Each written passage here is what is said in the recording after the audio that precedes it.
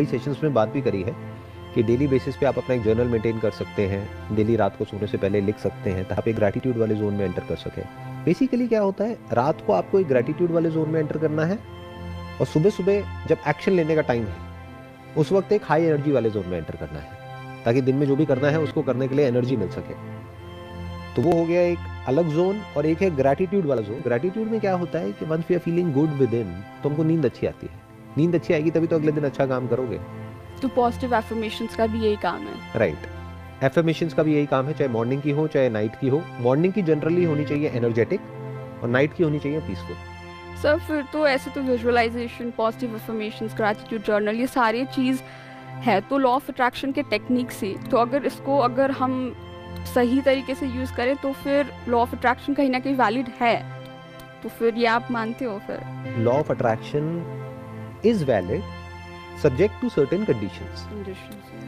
जैसे कि दुनिया में हर चीज में होता है, हर चीज सही है और हर चीज गलत है डिपेंडिंग अपॉन कि आप किस पर्सपेक्टिव से कैसे देख रहे हैं उसको। एब्सोल्यूट कुछ भी सही नहीं होता है और एब्सोल्यूट कुछ भी गलत नहीं होता है। हमारा सबका प्रॉब्लम क्या है, हमारा दिमाग कैसे चलता है, बाइनरी में चलता है, राइट और रॉन्ग, सही और गलत। मतलब मैंने अपने किसी सेशन में लॉ ऑफ अट्रैक्शन के बारे में कुछ बोल दिया तो लोगों के माइंड में ये बैठ गया कि मैं लॉ ऑफ अट्रैक्शन के अगेंस्ट हूं। अरे नहीं, मैं ये नहीं कह रहा कि लॉ ऑफ अट्रैक्शन काम नहीं करता है, मैं कह रहा हूं करता है लेकिन वैसे नहीं करता है जैसे लोग बोल रहे हैं, जैसे दिखाते हैं या फिर जैसे दिखाते हैं या जैसे आप समझ रहे हो वैसे काम नहीं करता है। उसके पीछे की पूरी एक साइंस है जिसके अकॉर्डिंग वो काम करता है। फॉर एग्जाम्पल मैं क्या कह रहा हूँ कि ये गाड़ी है, मैं ये नहीं कह रहा हूँ कि वो गाड़ी नहीं चलती है, वो गाड़ी चलती है, उसमें फ्यूल डालोगे तो वो गाड़ी चलेगी। मैं क्या कह रहा हूँ, ये उड़ती नहीं है। प्लेन उड़ता है, ये गाड़ी उड़ती नहीं है। मैं बस इतना सा कह रहा हूँ। अब गाड़ी से आप एक्सपेक्ट कर रहे हो कि वो उड़ जाए उड़ जाए उड़ जाए, कितनी भी विजुअलाइजेशन आप टेक्निक्स यूज कर लो, कुछ भी कर लो, वो गाड़ी नहीं उड़ेगी। उस गाड़ी के अंदर का और बाहर का पूरा सिस्टम चेंज करना पड़ेगा तब उड़ेगी। तो अब ध्यान से समझो लॉ ऑफ अट्रैक्शन क्या है और किस तरीके से काम करता है। लॉ ऑफ अट्रैक्शन क्या है, बेसिकली आप सुबह से रात तक जो भी सोचते हो अपने अंदर ही अंदर, आपका दिमाग उस डायरेक्शन में चलने लग जाता है, वो चीजें मैनिफेस्ट होने लग जाती है आपकी बॉडी के लेवल पर, बट एक्सटर्नली नहीं होती है। दोनों में फर्क को ध्यान से समझना कि अगर आप यहां पर बैठ करके सोचते रहो कि खाना खुद चल करके मेरे पास में आ जाएगा, तो अगर आप 1000 क्या 1,00,000 साल तक भी सोचते रहो तो वो नहीं आएगा। अगर ऐसा होता तो वो बच्चा जो कि भूख से तड़प रहा है उसके पास में खुद खाना चल करके आ जाता, क्योंकि वो सिर्फ और सिर्फ खाने के बारे में ही सोच रहा है या सोच रही है। बट अगर आप इस मैनिफेस्टेशन को देखते हो अपनी बॉडी के बेस में तो डेफिनेटली ये काम करता है। यानी साइकोलॉजिकली जो भी आप सोचते हो वो आपकी बॉडी पर मैनिफेस्ट होने लग जाता है। आप अगर अपने अंदर ही अंदर ये सोचते रहते हो मैं बीमार ना हो जाऊं, मैं बीमार ना हो जाऊं, मैं बीमार ना हो जाऊं, हो जाओगे। क्यों हो जाओगे? क्योंकि आपकी ब्रीदिंग में चेंजेस हो जाएंगे, आपकी जो बॉडी है वो ढंग से फंक्शन नहीं कर पाएगी। इसको स्ट्रेस बोलते हैं, एंजाइटी बोलते हैं। उसकी वजह से बॉडी में प्रॉब्लम्स क्रिएट होने लग जाएगी, वो प्रॉब्लम्स बॉडी के लेवल पर मैनिफेस्ट होने लग जाएगी। बट अगर आप यहां पर बैठ करके, जिस तरीके से लोग बोलते हैं कि आप अगर बैठ करके कुछ भी सोचते रहो कि मुझे इतना पैसा चाहिए, तो वो पैसा आपके पास में खुद चल करके आ जाएगा, ऐसा नहीं होता है। क्या होगा उससे, ध्यान से समझो। अगर आप बोलते हो कि मेरे को 1 करोड़ रुपए चाहिए, विजुअलाइज करते हो कि मेरे पास में 1 करोड़ रुपए आ गया है और उससे रिलेटेड एक घर आ गया है, एक गाड़ी आ गई है, जैसे लोग दिखाते हैं लॉ ऑफ अट्रैक्शन को कि इस तरह से आपको सिर्फ सोचना है, बिलीव करना है, आस्क करना है इस यूनिवर्स से और वो यूनिवर्स आपको दे देगा। ऐसा नहीं होता है। ये काम करेगा लेकिन कैसे करेगा, ध्यान से समझो। आप सोच रहे हो मेरे को 1 करोड़ चाहिए, 1 करोड़ चाहिए, 1 करोड़ चाहिए, 1 करोड़ चाहिए। अब माइंड क्या करेगा, वो रास्ता निकालेगा। अब 2 चीजें होंगी, या तो आप कैपेबल हो उस रास्ते पे चलने के लिए या नहीं हो। क्योंकि मांगने से थोड़ी ना 1 करोड़ मिलता है, उसके लिए आपको कैपेबल होना पड़ेगा ना। फॉर एग्जाम्पल आप यहां पर आते हो एक जॉब इंटरव्यू के लिए, मैंने आपसे पूछा कितनी सैलरी आप एक्सपेक्ट करते हो, आपने बोला I expect around 10 lakh rupees per month. मैंने आपका रिज्यूम देखा, सब कुछ देखा, समझा आपने क्या क्या किया है। मैंने कहा but we will not be able to give you more than 50,000 rupees per month. तो ये क्या हुआ, आपने जो मांगा उसके बेस पे थोड़ी ना मिला, जो आपकी एक्चुअल में कैपेबिलिटी है, जो क्वालिफिकेशन है, जो बैकग्राउंड है, जो एक्सपीरियंस है, उसके बेस पे मिलेगा ना। बल्कि अगर जरूरत से ज्यादा मांग लिया तो फंस भी सकते हो, क्योंकि हो सकता है वो जॉब आपको मिल जाती अगर आप रीजनेबल मांगते तो, बट आपने इतना ज्यादा मांग लिया तो सामने वाले ने कहा भाई ये तो कुछ अलग ही दुनिया में है, तो छोड़ दो इनको। इनको हमको रिक्रूट नहीं करना है, नंबर 1। नंबर 2, अब ध्यान से समझो क्या होगा, या तो उस 1 करोड़ के लिए आप कैपेबल हो या नहीं हो। अगर कैपेबल हो तो मांग क्यों रहे हो भिखारियों की तरह? जी जो कैपेबल है उसको तो खुद ही मिल जाएगा। ट्रू। बिल्कुल ऐसे है कि मेरे को 1 करोड़ की एक ब्रांड डील मिल जाए, ब्रांड डील मिल जाए, ब्रांड डील मिल जाए। अरे भाई, अगर आप कैपेबल हो तो 1 करोड़ की क्या आपको 10 करोड़ की भी मिल जाएगी। तो उसके लिए लॉ ऑफ अट्रैक्शन की क्या जरूरत है? और अगर आप कैपेबल नहीं हो, अब जितना आप अपने माइंड में बोलते चले जाओगे मेरे को 1 करोड़ मिल जाए, 1 करोड़ मिल जाए, 1 करोड़ मिल जाए, अब आपके दिमाग में और कोई थॉट ही नहीं आएगा सुबह से रात तक। एक ही थॉट चलेगा, कहीं से भी 1 करोड़ आ जाए। ये है बोलने की पावर, सोचने की पावर। अब आप 24 घंटे यही सोच रहे हो। अब ऐसे में कोई इंसान आएगा आपके पास में, वो कहेगा आपको क्या चाहिए, तो आपकी आंखों में दिख रहा होगा कि आपको 1 करोड़ रुपए चाहिए। अब वो कहेगा कि तुम्हें ये करना पड़ेगा, तुम्हें 1 करोड़ मिल जाएगा। अब उसका इंटरेस्ट किस में है कि आपको 1 करोड़ मिल जाए अपना काम निकाल या अपना काम निकालने पे। अब वो काम चाहे सही हो चाहे गलत हो, 2 चीजें होंगी वहां पर भी। या तो वो काम आपको क्रिमिनल बना देगा, इलीगल भी हो सकता है वो काम, तब भी शायद आप करोगे क्योंकि आपका डिजायर बहुत ज्यादा बढ़ गया है। डिजायर 2 तरीके के होते हैं ना, एक अपने आप को कैपेबल बनाने के, एक कुछ मांगने के। तो ये जो मांगने का डिजायर है यही आदमी को क्रिमिनल बनाता है, यही भिखारी बनाता है, यही आदमी को शॉर्टकट्स ढूंढने पर मजबूर कर देता है। दूसरा डिजायर होता है अपने आप को कैपेबल बनाने का, वहां पर कुछ मांगना नहीं पड़ता है, जितना आपको चाहिए होता है उससे बहुत ज्यादा आपको मिल जाता है। तो अब या तो आप क्या होगा, या तो आप गलत रास्ते पे चले जाओगे उस 1 करोड़ के लिए, कोई इलीगल काम करोगे और आगे जाकर के फंसोगे कभी ना कभी, नंबर 1।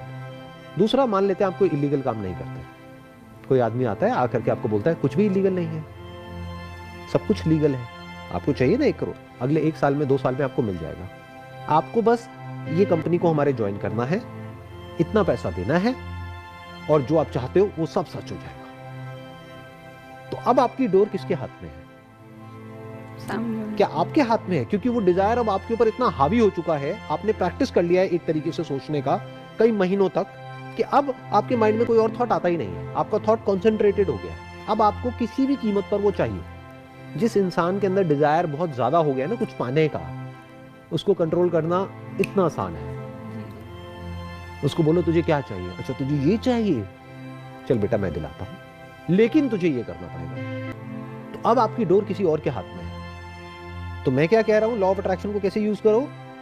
नंबर 1, अपने आप को उल्टा बोलने की जरूरत नहीं है, क्योंकि क्या होगा उससे, आपकी बॉडी के लेवल पर साइकोसोमैटिक चेंजेस आएंगे। साइकोलॉजिकली जितना आप उल्टा सोचोगे उतना ही बॉडी के लेवल पे वो मैनिफेस्टेशंस होंगी, क्योंकि वो तो डायरेक्ट इफेक्ट हो गया ना। Mind is directly connected to your body, जो सोचोगे वो बॉडी के लेवल पे होने लग जाएगा। तो सोचना ही है तो कुछ अच्छा सोचो कि I am healthy, I am healthy, I am healthy. This is much better than कि मैं बीमार हूं, मैं बीमार हूं, मैं बीमार हूं। अगर झूठ भी बोलना पड़ रहा है अपने आप को तो बोल दो, थोड़ी बहुत बीमारी है भी तो बोल दो कि नहीं, माई इम्यूनिटी स्ट्रांग, मैं डील कर जाऊंगा इससे, बजाय ये बोलने के कि नहीं मैं डील नहीं कर सकता। तब तो आप बिल्कुल भी डील नहीं कर पाओगे उससे। तो 1 is at the level of your body, यानी कि क्या, जो वर्ड्स यूज करते हो आप अपने माइंड में, जिसको अफर्मेशंस बोलते हैं, थॉट्स बोलते हैं, या जो भी कुछ आप अपने अंदर अंदर अपने आप को बोलते हो, चाहे सुबह चाहे रात को, जब बोलना ही है तो कुछ अच्छा बोलो, अच्छा बोलो, अच्छा सुनो, अच्छा देखो, अच्छा सोचो। नंबर 1 ये आ गया एक एस्पेक्ट लॉ ऑफ अट्रैक्शन का। अब अच्छा क्या है और बुरा क्या है? अच्छा मतलब क्या, जो आपको पीसफुल कर रहा है और आपको कैपेबल बना रहा है। आपको मतलब क्या, आपकी स्किल को, आपकी नॉलेज को, आपके एक्सपीरियंस को बेटर कर रहा है, वो सब अच्छा है। लेकिन जो भी आपको और एंशियस कर रहा है अंदर से, ये जो 1 करोड़ का डिजायर है, ये आपको पीसफुल करता है, रात की नींद अच्छी आती है या रात की नींद उड़ जाती है इसकी वजह से? उड़ जाती है। आप देख पा रहे हो ना इस सच को?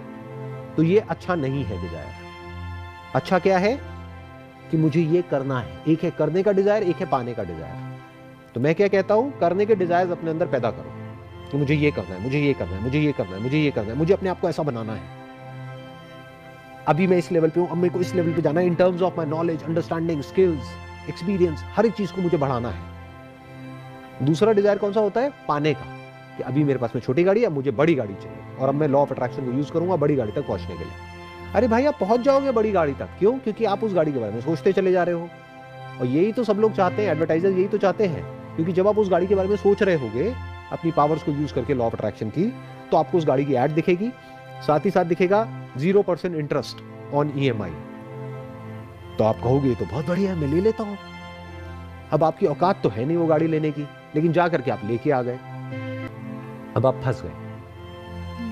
और इसी से रिलेटेड एक है कि विजुअलाइजेशन का, कि अगर सब आसान है, मतलब आसान है एज इन कि अगर मैं आंख बंद करके मुझे जो चाहिए वो मैं विजुअलाइज कर सकती हूँ, तो ऐसा क्यों होता है कि आंख बंद करके मुझे सब नेगेटिव चीज़ें दिखती हैं? कि अगर मैं ये सोच रही हूँ कि मुझे यहाँ जाना है और मैं आसानी से, कोई ट्रैफिक नहीं, आराम से, फॉर एग्जाम्पल है कि मैं जा सकती हूँ, लेकिन मेरे दिमाग में उसका ठीक अपोजिट आएगा, तो वो सिंपल सी चीज़ विजुअलाइज कर पाना किसी के लिए इतना डिफिकल्ट क्यों हो जाता है? इसलिए क्योंकि आप बीच में विजुअलाइजेशन को घुसा रहे हो, क्योंकि कहीं से पढ़ लिया है इसके बारे में, कहीं से सुन लिया है। मैंने कभी भी विजुअलाइजेशन के बारे में बात नहीं करी है। मैंने क्या बोला है कि अपने आप को कुछ अच्छा बोलो। मैंने ये नहीं बोला है कि बैठ करके विजुअलाइज करो, ये सोचने लग जाओ कि मैं बहुत हेल्दी हूँ, ये एक्सट्रीम में जाने वाली बात हो गई।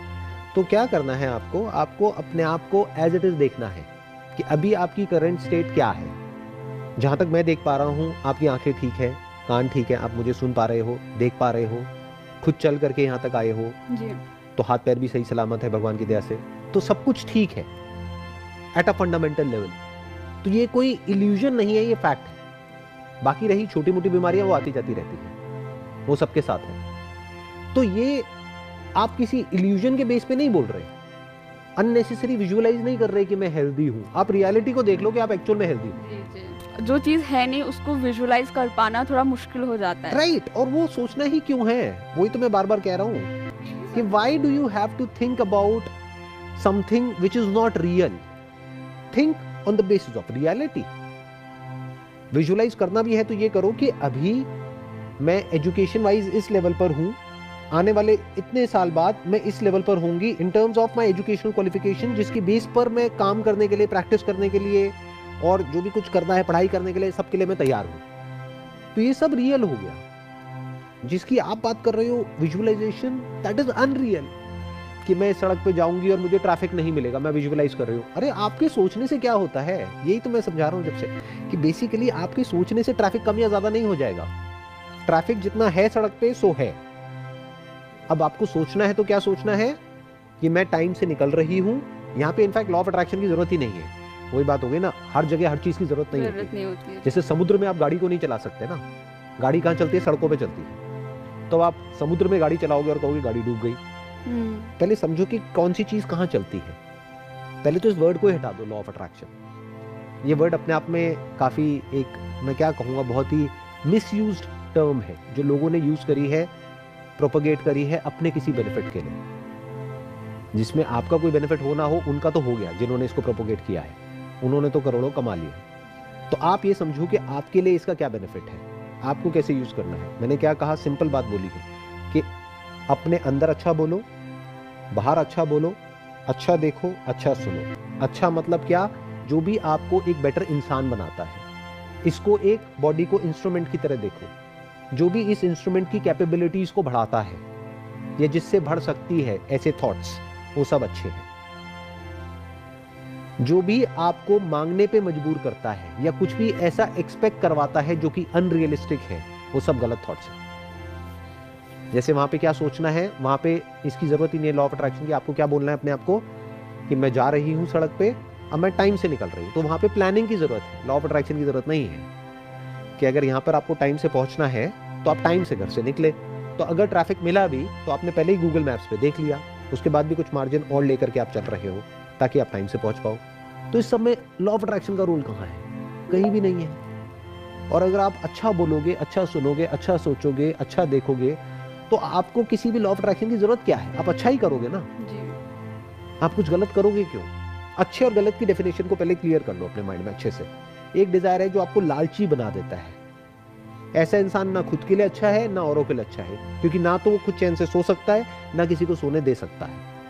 ऐसा आदमी पूरी दुनिया के लिए खतरनाक है, जो बहुत ज्यादा लालची है। यानी कौन, जो अपने फायदे के लिए किसी और का नुकसान भी करने को तैयार है। तो ऐसे डिजायर्स अपने अंदर प्लांट मत करो, चीजों के डिजायर्स प्लांट मत करो।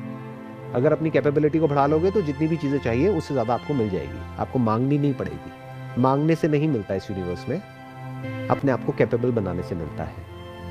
रिसेंटली मैं एक बुक पढ़ रही थी, तो उसमें ऑथर ने कैंसर्स ऑफ द माइंड के बारे में वो एक्सप्लेन कर रहे थे, जो कि कंपेयरिंग, कंप्लेनिंग, क्रिटिसाइजिंग, ये सब है। और वो बहुत अच्छे से एक्सप्लेन भी कर रहे थे, लेकिन मेरा ध्यान बार बार उस वर्ड कैंसर पे जा रहा था। तो मेरा क्वेश्चन यही है कि चीज़ों को उतनी ही इम्पोर्टेंस कैसे दे जितनी ज़रूरत है। कंपेयरिंग, कंप्लेनिंग एंड क्रिटिसाइजिंग, ये 3 वर्ड्स आपने बोले जी। ये कैंसर्स ऑफ माइंड नहीं है। सबसे पहले तो इसको समझना है कैंसर ऑफ माइंड एक्चुअल में क्या है। Over thinking. ओवर थिंकिंग की जड़ क्या है? क्या कंपेयरिंग है? बिना कंपेयरिंग के आप सोचोगे कैसे? You can not operate in this universe without comparison.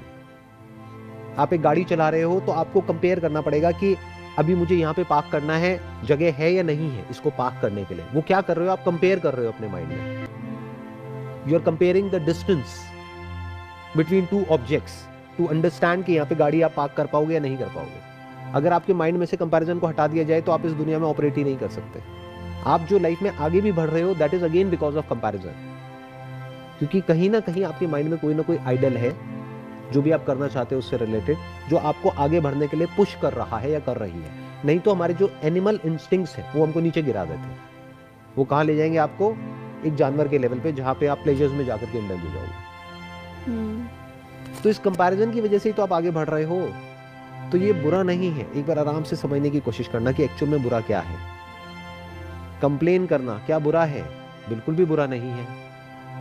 For example, आप अपने घर से यहाँ पर आए और बीच में कहीं पे रोड खराब है और आप जा करके कंप्लेंट फाइल कर रहे हो। जो भी रिस्पेक्टिव डिपार्टमेंट्स हैं उन सब जगह पर ईमेल्स कर रहे हो, उनको लेटर लिख रहे हो, उनको फोन कर रहे हो, उनको बता रहे हो कि देखो यहाँ पे प्रॉब्लम है।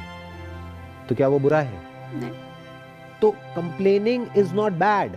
जब भी आपके साथ में कुछ भी अनफेयर होता है तो कंप्लेन करना पड़ेगा ना। कंप्लेन नहीं करोगे तो सामने वाले को पता कैसे लगेगा आपके साथ में कुछ अनफेयर हो रहा है? आप एक रिलेशनशिप में हो और सामने वाला कुछ गलत कर रहा है आपके साथ में, लेकिन उसको खुद को ही नहीं पता है कि वो क्या गलत कर रहा है, बट आपको पता है, तो आप उसको कंप्लेन करोगे, ये जो तुम कर रहे हो ये ठीक नहीं है, इसको चेंज करो या हम इस रिलेशनशिप को खत्म करेंगे। तो ये क्या हुआ? कंप्लेनिंग हो गया। तीसरा क्या है? क्रिटिसाइजिंग। क्रिटिसाइजिंग बुरा थोड़ी ना है, बहुत जरूरी है क्रिटिसिज्म। हमारे यहाँ पे प्रॉब्लम पता है क्या है? We are too eager to agree.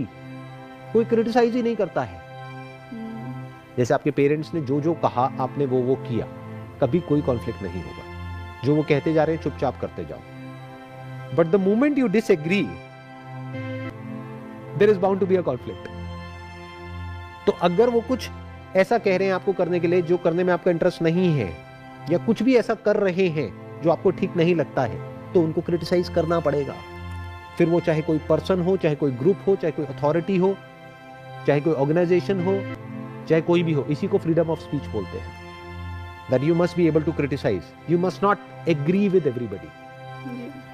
99% लोग ऐसे ही होते हैं, वो एग्री कर जाते हैं, तो सामने वालों को पता तक नहीं लगता है कि उनकी वजह से किसी को कोई प्रॉब्लम हो रही है। मतलब मुंह पे एग्री कर गए, पीछे से उल्टा बोल रहे हैं। मुंह पे बोलने में दम नहीं है, मुंह पे बोलने में हिम्मत नहीं है।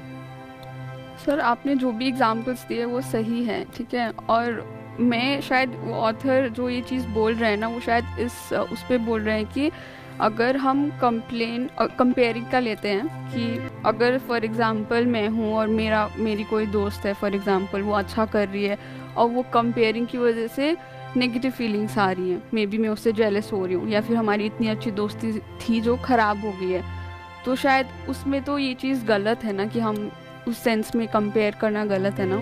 गलत क्या है? कंपेयर करना गलत है या ये कहना गलत है कि कंपैरिजन गलत है?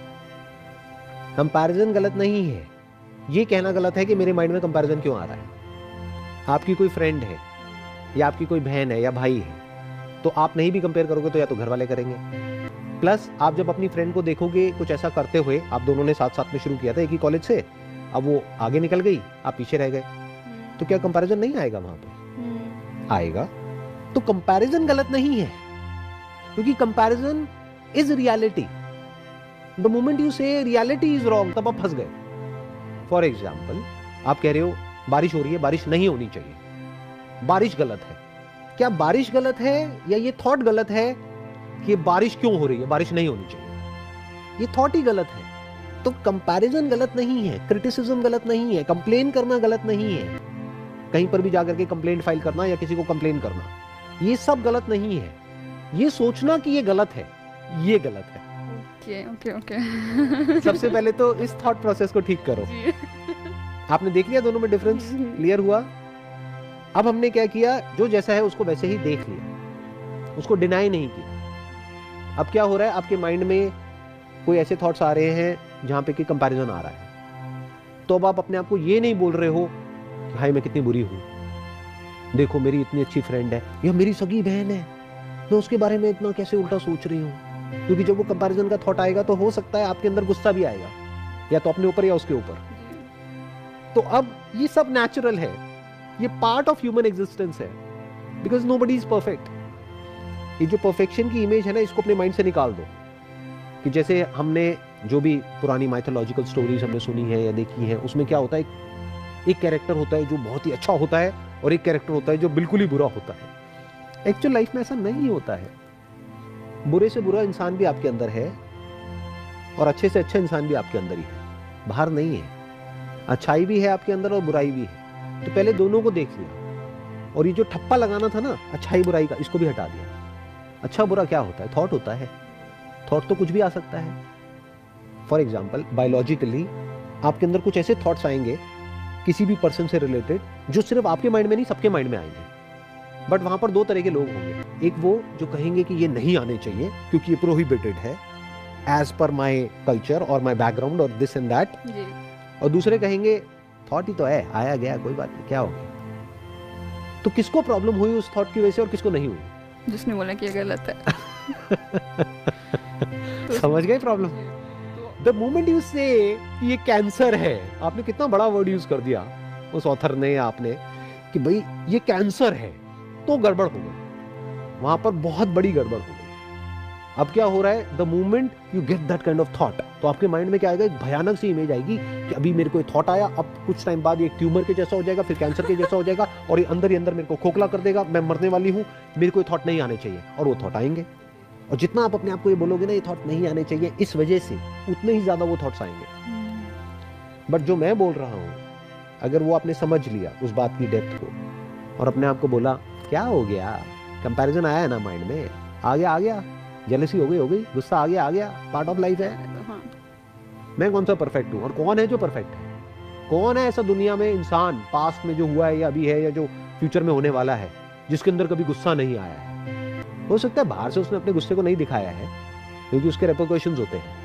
आपके अंदर अगर गुस्सा भी है तो आप अपने कमजोर के आगे तो दिखा सकते हो, अपने से स्ट्रांग के आगे कैसे दिखाओगे? चाहे वो फिजिकली कमजोर हो, चाहे मेंटली कमजोर हो, या फाइनेंशियली कमजोर हो, उसको तो आप दबा सकते हो। जो आपसे पावरफुल है उसको कैसे दबाओगे? तो गुस्सा अंदर तो है लेकिन बाहर नहीं है। तो ऐसा कोई इंसान नहीं है दुनिया में, ना कभी होगा, जिसके अंदर कभी कोई कंपैरिजन नहीं आया है, जिसने कभी कंप्लेन नहीं किया है, या जिसने कभी क्रिटिसाइज नहीं किया है किसी को भी, या जिसके अंदर कभी कोई गुस्सा नहीं आया है, या जिसको भी आप नेगेटिव थॉट्स बोलते हो, नेगेटिव फीलिंग्स बोलते हो, नेगेटिव इमोशंस बोलते हो इन इन्वर्टेड कॉमर्स, वो उसके माइंड में नहीं आए हैं। ऐसा इंसान ना तो कभी पास्ट में हुआ है, ना अभी है, ना कभी होगा। अगर कोई कह रहा है कि मेरे माइंड में तो सब कुछ पॉजिटिव आता है, तो वो झूठा है। वो झूठ बोल रहा है। आने वाले टाइम में उसका झूठ पकड़ना बड़ा आसान हो जाएगा। क्यों? क्योंकि अब साइंस ने इतनी तरक्की कर ली है कि वो आपके ब्रेन में कुछ स्कैन्स करके बता सकते हैं कि एग्जैक्टली क्या चल रहा है। तो वो जो झूठा इंसान होगा ना, उसको वहां पे ले आकर के स्कैनर के अंदर बिठा दिया जाएगा, और 1 मिनट में सब निकल के आ जाएगा कि अरे इसकी ब्रेन तो उससे भी ज्यादा एक्टिव है जो एक ह्यूमन है, क्योंकि ये तो सुपर ह्यूमन है।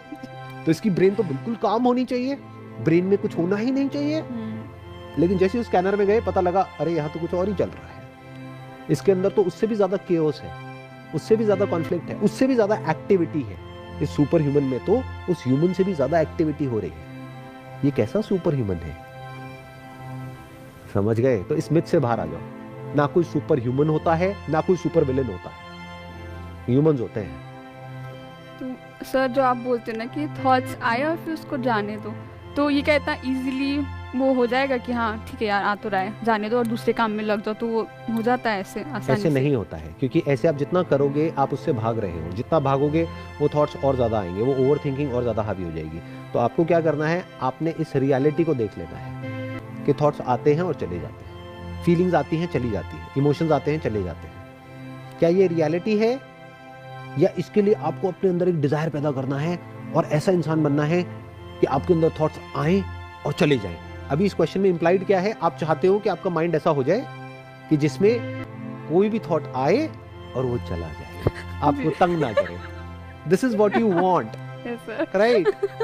तो you don't have to want it, because this want is the problem. जैसे अगर आप सोने से पहले अपने आप को बोलोगे ना, मुझे नींद आ जाए, मुझे नींद आ जाए, मुझे नींद आ जाए, उसी वजह से आपको नींद नहीं आ रही है। तो आपका माइंड पीसफुल क्यों नहीं हो रहा है?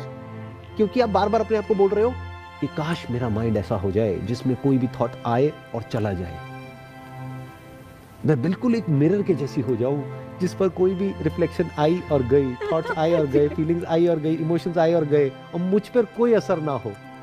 अरे ये कोई कहानी नहीं सुना रहा हूं मैं आपको, ये रियलिटी बता रहा हूं कि एक्चुअल में आपकी ब्रेन और मेरी ब्रेन या किसी की भी ब्रेन में कोई फर्क नहीं है। क्या होता है इस ब्रेन में?